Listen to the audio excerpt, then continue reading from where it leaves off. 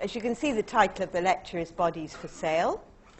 And a couple of the people I'm going to be talking about, the Hunter brothers, one of them is being memorialized, shall we say, by the teddy bear. But these brothers, as we'll hear about them, were actually incredibly important. And in fact, if it hadn't been for them and their work, and the work of people who followed them, we wouldn't, for example, have the kind of surgery that we have up at the Prince of Wales Hospital today. It wouldn't be the kind of conservative surgery that we tend to aim for today.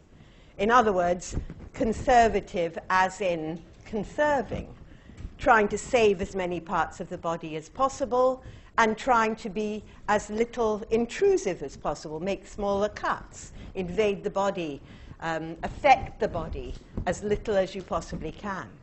Believe it or not, that is a relatively new idea. And in fact, surgery used to harm a lot more people than it ever helped. And it was really only with the advent of one of the Hunter brothers, John, who we'll hear about in a minute or two, who started this idea of surgery curing people, rather than just lopping off bits that weren't working properly or trying to sort of stave off death. Started it in a rather rough and ready way, as we'll see, but nevertheless the origins, as we're talking about in these lectures, of the kind of approach we expect today. So who were they, and what on earth did bodies for sale mean? And after hearing about the Hunter brothers, we're also going to hear about a couple of very strange people who, to a certain extent, affected anatomy and surgery, although you certainly wouldn't want to have met them. Okay, so let's start with a film that came out a couple of years ago. Film called Birkin Hares. You can see some fairly well-known people in it. And I'm asking a question. How did the practice and teaching of anatomy and advances in surgery combine to result in murder? Which sadly it did. A not very impressive episode in the history of surgery, although we'll see. Surgery recovered and went onwards and upwards after that, luckily. So here's a promo for the film. With Burke and Hare. They actually weren't nearly as jolly as they look here. They were actually quite nasty, as we'll see. And here's one of the bodies. In a reconstruction of the Anatomy Theatre in Edinburgh, where this, for goodness sake, I don't know why it's meant to be this size, but still, a rather large man is about to be anatomized. What that has to do with murder and what it has to do with conservative surgery, we'll see as we go along. Okay, so new directions in the 18th century, because that's the century we're talking about to begin with.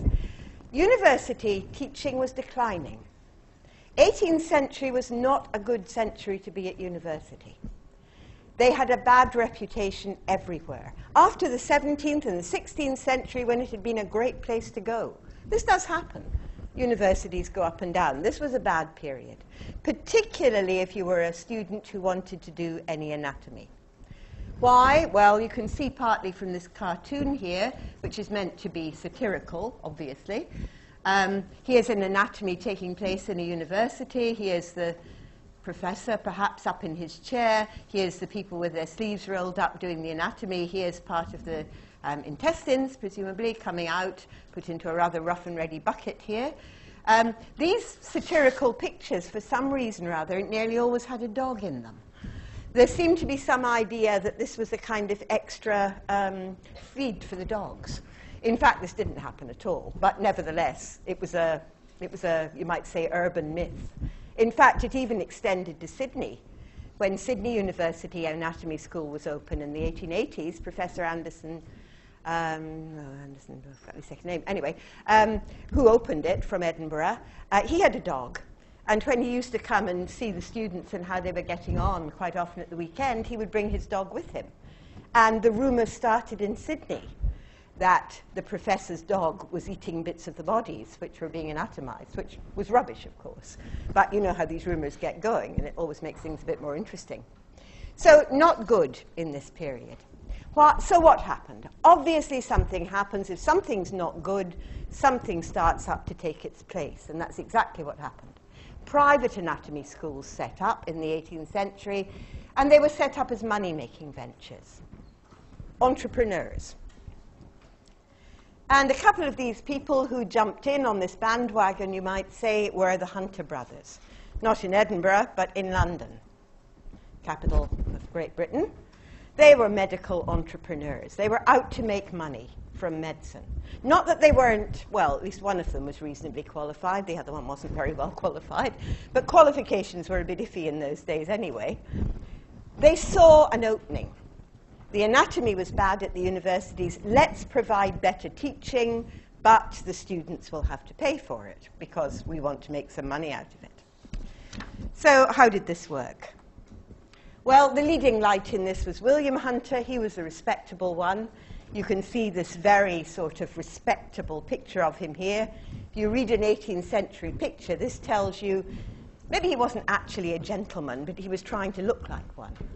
He's got on the very fashionable green velvet coat, very top of the range at this period, a fashionable wig. And notice he's not doing anything messy with his hands. He's reading. So he's obviously a literate gentleman. This is from a very famous picture by, as it says here, Sir Joshua Reynolds, a fashionable portrait painter. So William set up his anatomy school, but he realized he was going to have to diversify, as we would say these days, in order to make some money. So there were two versions of this, as we'll see, hence the picture. One was being a fashionable physician.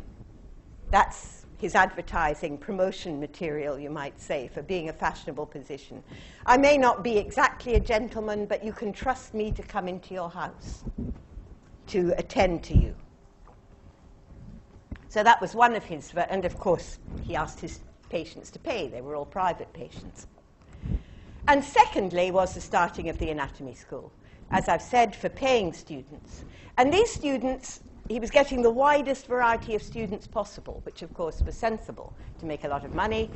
He would take potential physicians and surgeons. So there's a difference. Most of the universities would only take potential physicians. Remember, because they had to have a classical background in learning. Surgeons didn't. But William was perfectly happy to take surgical pupils who would do most of the stuff with their hands, working with their hands. So how did this go? Well, actually, as it turned out, he had a third string to his money-making, perhaps not altogether expected, the man midwives.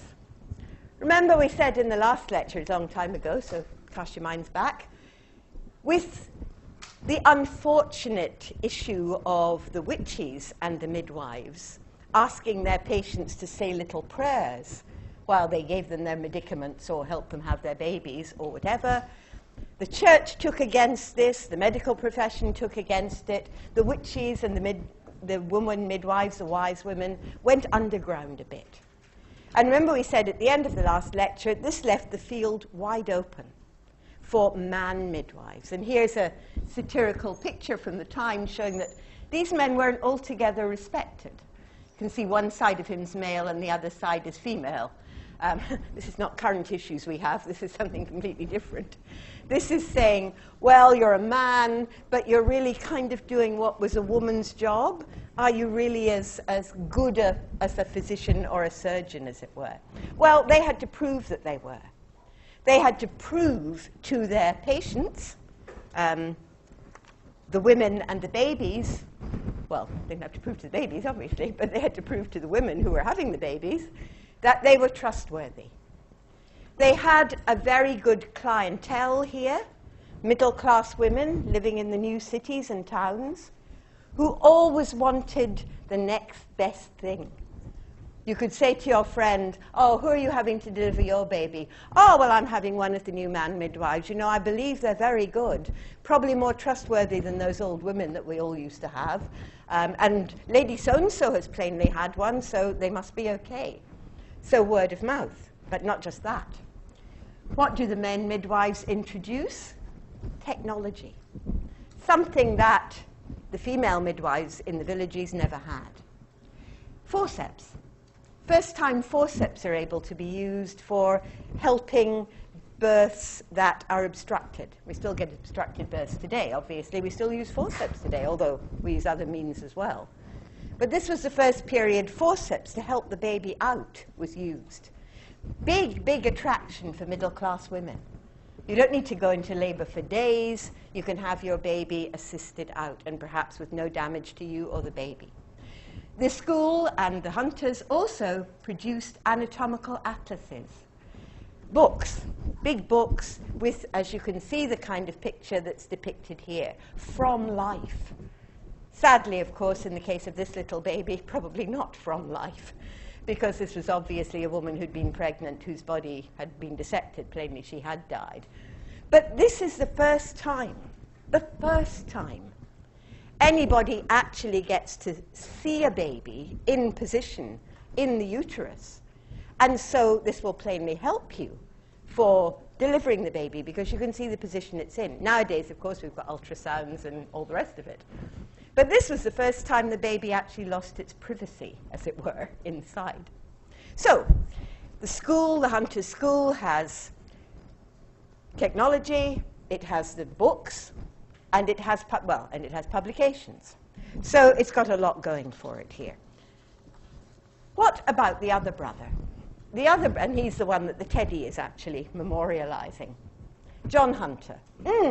Not quite such a respectable picture here, despite the fact he's painted by the same painter, by Reynolds. Different sort of position. He's gazing into the distance, thinking, perhaps, although, quite frankly, John Hunter didn't think all that much, but still, he was very good at doing things. Look what's in the background. One of the books. This is another selling point.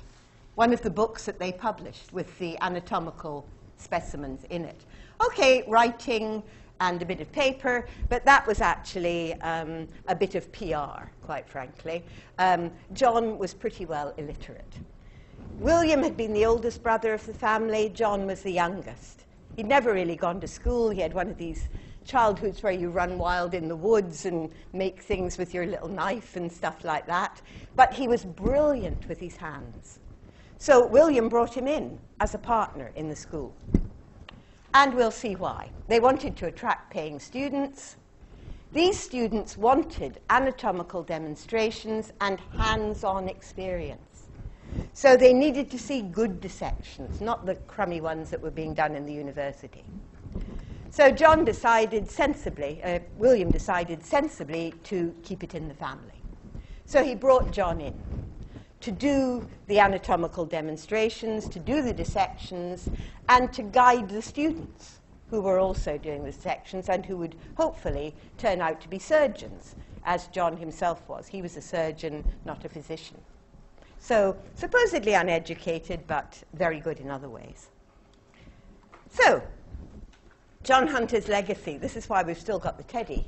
As well as doing all this stuff, he set up a museum of specimens. And there are actually several. There's one in London now. There's certainly the one in Glasgow, where I got the teddy bear from. He collected specimens from all over the world of animals because he was a mad dissector. You couldn't always get human bodies, but if you couldn't get a human body, you know, Galen, you got an animal. So he actually imported them at quite considerable expense. You can see some of the very large skeletons here. It's a giraffe that ended up in his Hunterian Museum in London. Initially, however, this wasn't a museum at all. It was actually in his own house. And you imagine how fond his wife was of this kind of stuff. And he did the boiling down of the soft bits of the bodies, which of course wouldn't keep, out in his backyard. So it was all quite smelly and unpleasant, really, albeit the beginnings of an amazing collection. However, more to do with actual anatomy. He taught the students who came in and paid good money to learn anatomy with actual subjects. And one of his most famous subjects was the Irish giant. Here you can see his very, very large skeleton, extremely tall, way above the kind of average, as it were. John Hunter did have a bit of a predilection for what you might call rarities, monstrosities, as they rather untactfully called them in the 18th century, unusual bodies. And if he could get hold of them, we like to think he didn't just think of them as a sort of curiosity. They were actually used as curiosities sometimes in traveling shows, in fairs and circuses. But in the case of Hunter, he wanted to show his students unusual bodies. And of course, it kept their interest, obviously. The story goes that he would actually employ unemployed youths who were always hanging around the streets to actually shadow the person that he wanted the body of. And when they died, which he hoped they would do soon, although naturally, of course, he would then pay large amounts of money to the family for the use of the body. And thus, of course, again, publicize the school. They didn't publicize that side of it, of course, but they publicized, we have the body. So he gets the students in, and they learn anatomy. Here's one of the very big anatomy halls. You can see all the pictures put around the walls. So this is good teaching. And anatomy being done down here with all the students looking on. It was so popular that, in fact, they couldn't always take all the students who actually applied. The reason being that these anatomy schools in this period could only work for maybe about 6 months a year, because they had to do the anatomies by natural light. So there had to be good enough light to do it, so short days. And you couldn't do it when it was too hot. Not that it got very hot in London, of course, not like here, but still, you didn't want your bodies going off before you had actually been able to anatomize them. So, short period, make as much money as you can. Okay. Is there a problem here? Yes, a bit. But before we get to that, just let me tell you about one of John Hunter's most famous operations that led into the conservative surgery. The Coachman. Very, very famous. John Hunter operated on the leg of a coachman. Here's a coach from this period, the 18th century. This was everybody's popular method of travel in this period. Obviously no cars. If you were well enough off, you had a private coach. If not, you went in a public coach. So a coachman, here he is sitting up on his seat up here. This was a very good job to have. It was well paid, and there were lots of them needed, particularly in a city like London. This particular coachman had a popliteal aneurysm. You might say, well, what was that? An aneurysm in one of his blood vessels. And unfortunately, in his case, it was an aneurysm, a swelling of the blood vessel. You can read about this, and you can Google it. It's very famous. Right behind his knee. No surprise, because this was actually an industrial accident. The coachman sits up here on this board, goes like that. The board's catching him right behind the knee. So there's constant movement from the coach, rubbing, resulting in an aneurysm. If the aneurysm bursts, if the swelling bursts, then generally the person dies. They have, particularly in the 18th century, not so much now, depends where they are. So if that bursts, he dies. If by any chance they can get him to a hospital quickly enough, and that's unlikely, seeing he's a coachman, the only thing that people before Hunter could do, surgeons before Hunter, would be to cut the leg off. In other words, to amputate it. That really is all surgery does. If there's an injury, you cut that bit off if you possibly can. Is that a good idea in the case of a coachman? Well, tricky. Because if you're one-legged coachmen really weren't very nimble, were they, in being able to get up and down off their box seat. So he would be basically out of a job. Hunter says, I think I can save the leg. I haven't got time to go into what he did now. As I say, you can look it up. This case of the coachman's knee, conservative surgery. This shows where the aneurysm ruptures. What he did was go into the leg in a surgical operation, unbelievably, without any anesthetics on the coachman. People were plainly tougher in those days. He goes into the leg and he sets up a collateral circulation. In other words, he gets round the swelling of the aneurysm so the blood won't go through there and sets up. See, if Harvey hadn't done his circulatory work, he wouldn't have been able to do that.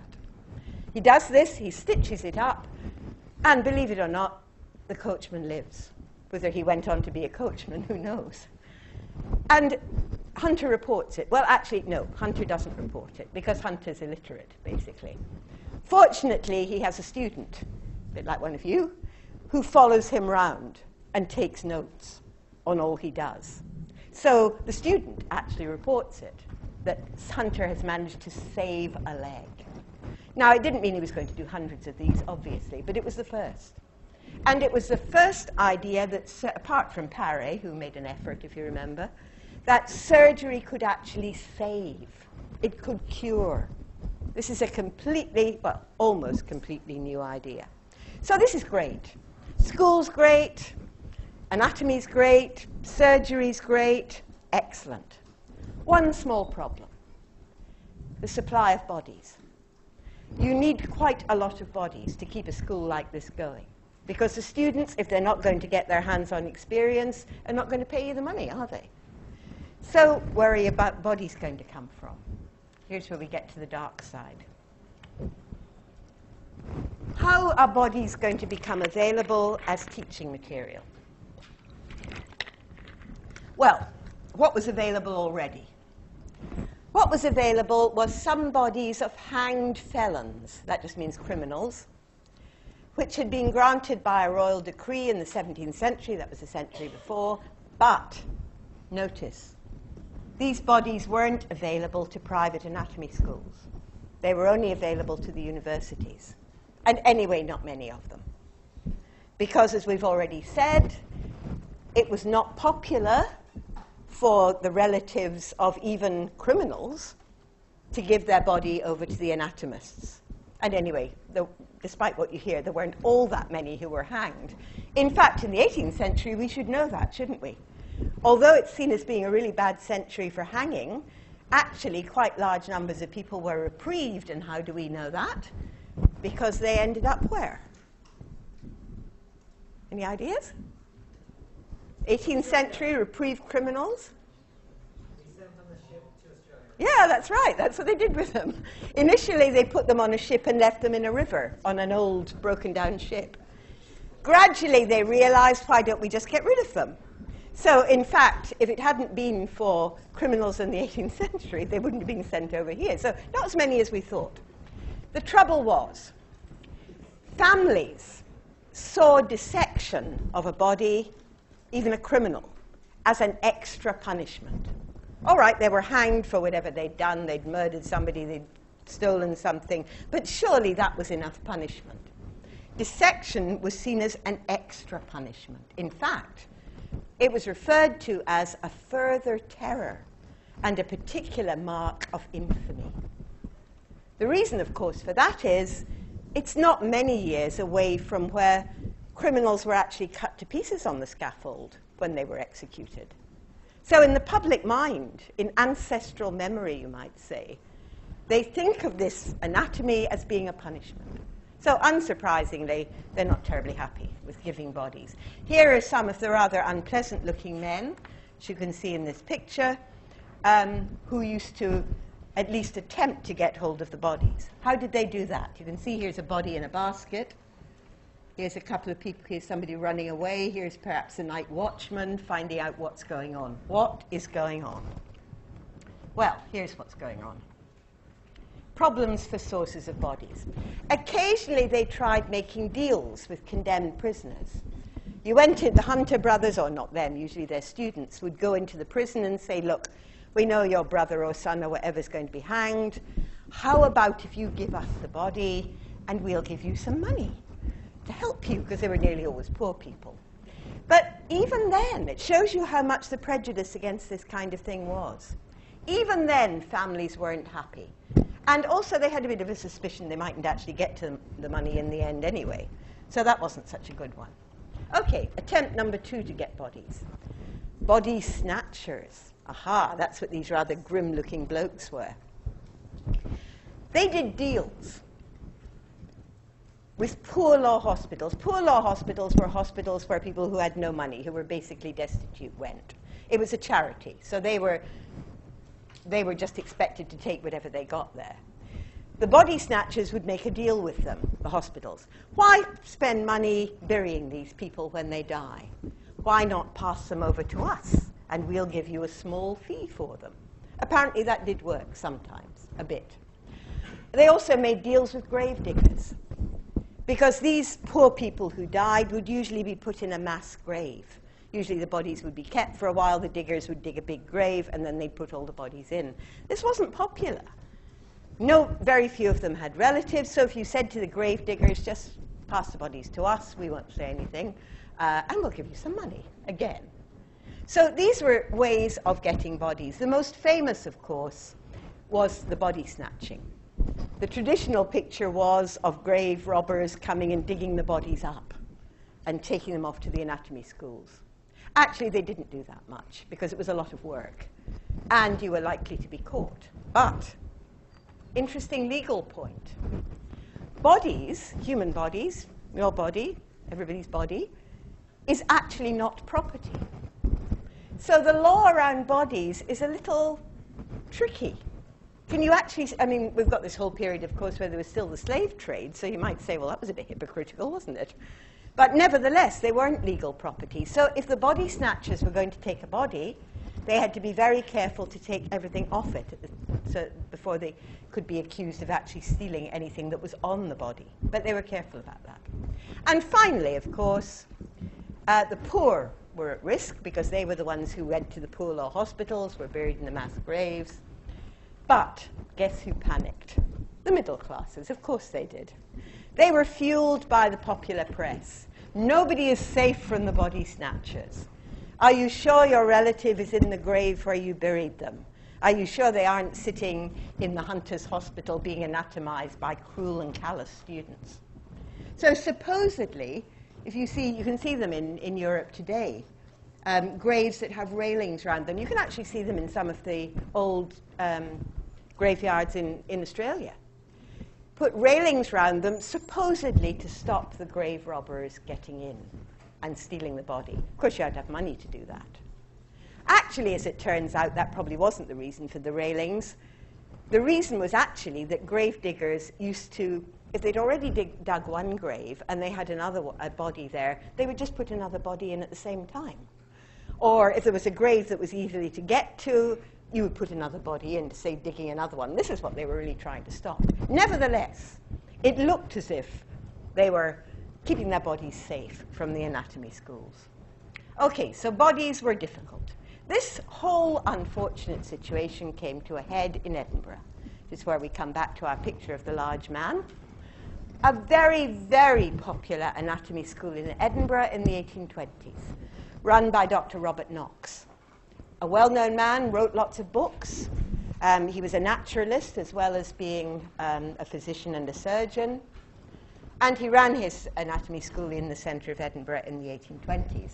Not the university, notice, because nobody wanted a university appointment in those days, waste of time. And he made money. So he could afford to go off on his naturalist trips for part of the year with the money he made from his anatomy school.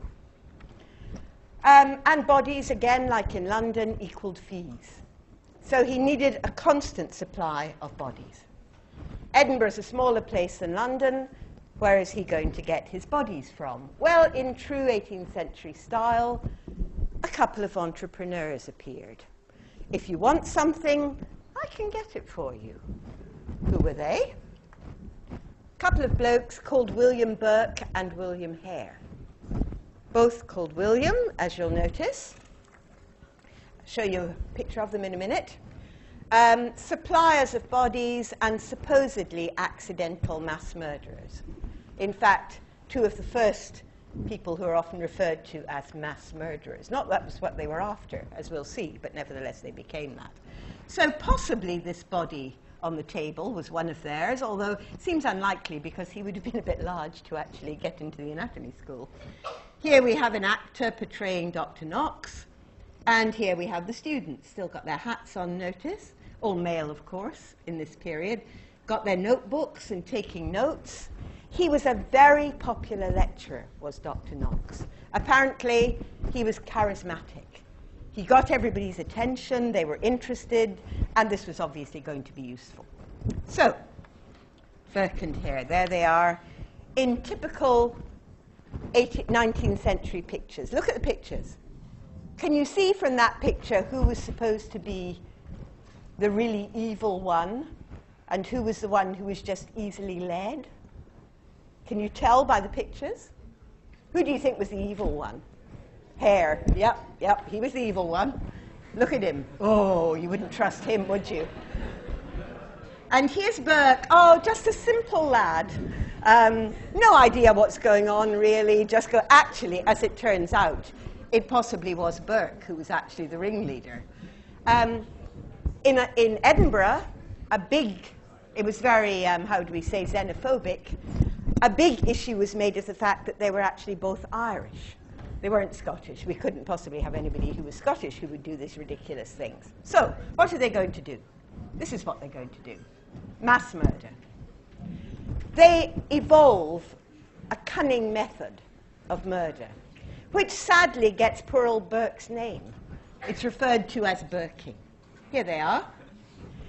They pick on people who are down and out in the streets of the city, no relatives that you'd know about. They have a method. They invite them into one of their houses. They have a house, or it's actually a room, but still. They get them drunk on whiskey, and they kill them. Basically, they smother them, which is a way you can't really see too much violence on the body with any luck. And this becomes referred to as Burking, their method of doing it without showing any signs on the body.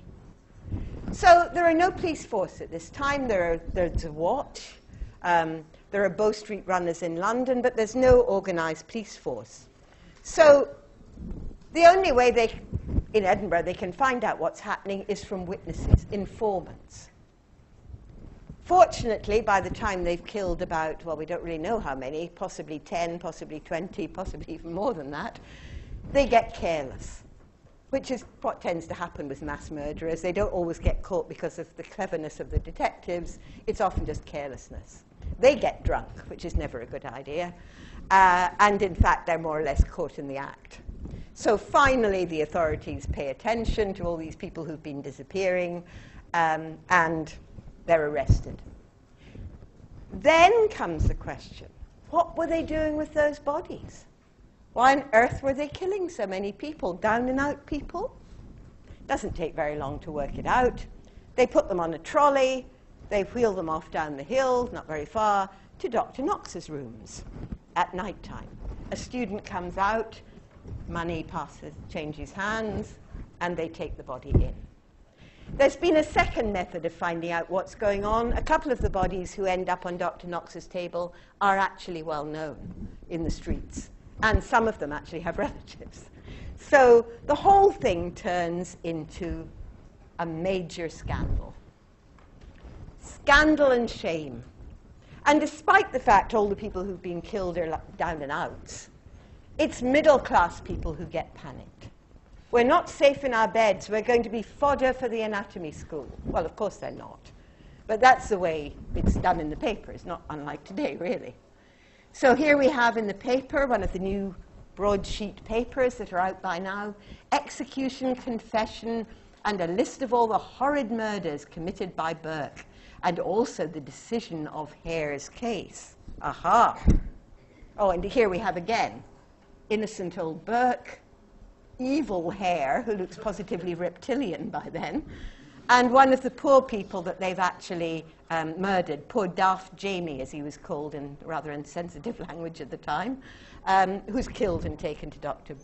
Knox's rooms. Okay, so what happens is Hare turns king's evidence.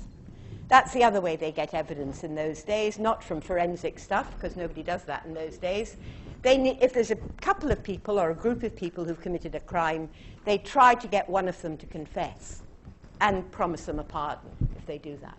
That's referred to here as king's evidence. You confess, you tell us what you were doing, you can go free, as long as we've got somebody to execute, to make an exhibition of them, as it were. So Hare, the evil one, turns king's evidence. We don't really know what happened to him. Apparently he was let go. He slunk away in his reptilian way. And there were various stories about him being set on by crowds, but we don't really know what happened to him. We do, however, know what happened to poor old Burke. And maybe I shouldn't say that, because he was really just as bad as the other one. He was executed on, you can see the big platform, the enormous crowds of people who came to watch. They wanted revenge for this horror that was going on in their city. So he's hanged in public. That might seem pretty grim to us, but it was the way of doing it in those days. The public wanted to see what was going on. They didn't want things going on behind closed doors. But then, what happened next? Not good for poor Burke. Burke was dissected by Professor Monroe. Guess where? At the university. So he wasn't even well dissected. I mean, how bad was that? The shame. He was also phrenologized. They took a cast. This is a cast of his face after he was dead, a death mask, as they call it. And a phrenologist who tests the bumps on your head told about Burke's character. There were also apparently, and I used to hear this in Edinburgh, like old tales of doctors who still remembered this period. Apparently, they skinned the body, and they took the skin, and they made various souvenirs out of this skin. One of them was a book, which was supposedly still sat in a library in Edinburgh in the 1950s. I don't know if it really was, but it was a good story. It was a really spooky story, though. All right, that's funny. But what was the bad thing that happened, the really bad thing that happened? The bad thing was there were some copycat murders in London. And this really gets publicity. Whoa, in the capital, we're not expecting this. Murders. Grave robbers are one thing, murders are another. But guess what? The surgeons say they are dishonored by all of this. It's themselves that they're worried about, not the poor people in the bodies. How can it be that our growing profession, which is being so illuminated by people like Paré and John Hunter and William Harvey, how can it be being given this bad name by these appalling murders, which are being associated with surgery? They're completely horrified. At the same time, Jeremy Bentham has a helpful idea. You may not have heard of Jeremy Bentham. He's an 18th century philosopher, lived on into the 19th century, and here he is. If you'd lived, he was still there in the 1960s, I'm not sure whether he's still there. He was sat in University College London. He didn't want to be buried, funnily enough. When he died, which obviously he did, natural death, he asked to be embalmed, which he was, and sat in this sort of cubicle thing in the hall in University College London. I think they've put him away somewhere now.